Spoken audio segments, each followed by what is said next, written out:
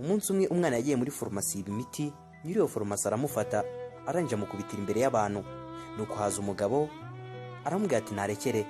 Abaza umwana ati ese mama wararwaye? Nuko umwana ati yego. Umugabo akora mu mufuka akuraho amafaranga ahereza nyiri farumasi kugira ngo areke uwo mwana.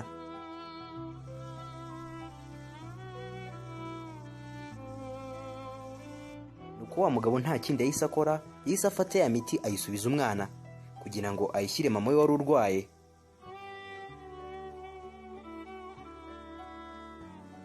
Hashize imyaka 30, umunsi umwe wa mugabo ari mu rugo iwe yahise agwa igihumure bitunguranye. Bahise bamujyana kwa muganga.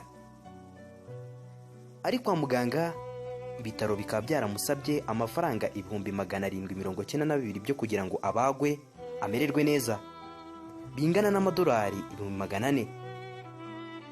Kandi mu by'ukuri ntabwo bari bafite ubushobozi bwabona ayo mafaranga, kugeza nabo bashyize inzu yabo ku isoko. Umukobwa umunsi umwe aryamye arwaje se mu bitaro, yaregutse arebye ku rupapuro cyangwa se kuri fagitire asanga amafaranga yishyuwe.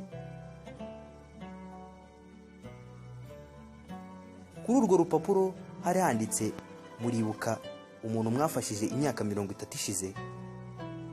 Kumbi wa mwana bafashije kera yabaye docteur, akaba ari nawe nyiri ibi bitaro bari barwariyemo.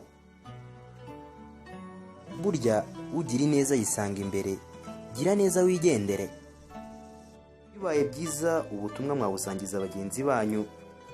Mwari kumwe na Yusuf, murakoze cyane. Imana ibarinde, ibaye n'umugisha.